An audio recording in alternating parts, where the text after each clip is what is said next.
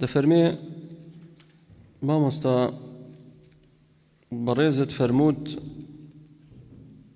دروستە نوێژ بکەی بە نەعلەوە. باشە بۆچی پێغەمبەر موسا عەلەیهی السەڵات وەسەلام کاتێ خوای پەروەردگار بانگی کرد بۆ کێوی طور لەوێ پێی فەرموو فەخلع نەعلەیکە ئینەکە بالوادی المقدەسی طووە.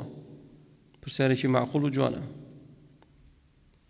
وەڵام بۆ ئەمە زانایانە فەرموون موسا عەلەیهی السەڵات وەسەلام کاتێ خوای پەروەردگار بانگی کرد فەرمووی فەخلع نەعلەیک، پێڵاوەکانت دانێ. بۆ چونکە ئەو شوێنە شوێنێکی مبارەک و پیرۆز بوو، دۆڵی طور زۆر مبارەکە لای خوای پەروەردگار. فەرمووی پێڵاوەکانت دانێ، پێڵاوەکانت دانێ.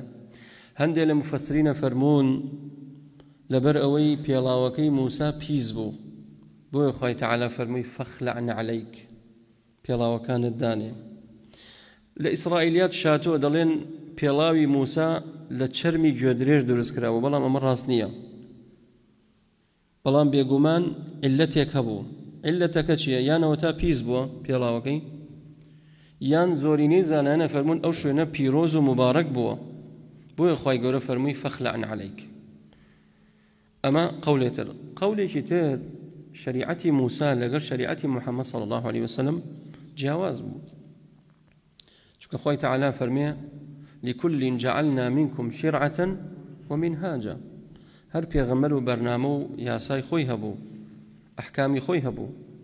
ڕەنگە لەو سەردەمی موسا عەلەیهی السەڵات وەسەلام دروست نەبوو بێ، بەڵام بۆ ئێمە دروستە ئەوە تا پێغەمبەری خوا صلی الله عليه وسلم بە پێڵاوە نوێژی کردووە. دوایی لە ناو نوێژەکەی جوبرائیل هاتووە فەرموویەتی پێڵاوەکەت پیسە دایکەنێ، ئەوجا دایکەنەوە، دوا بە دوای ئەو سەحابە دایانکەنەوە. بۆیە یعنی حکمەتەکە لێرە ئەوەیە کە موسا عەلەیهی السەڵات وەسەلام ئەو شوێنە ئەو دۆڵە دۆڵێکی پیرۆز بووە، مقدەس بووە لای خوای پەروەردگار، بۆیە خوای گەورە فەرمووی پێڵاوەکانت دانێ. والله تعالى أعلم.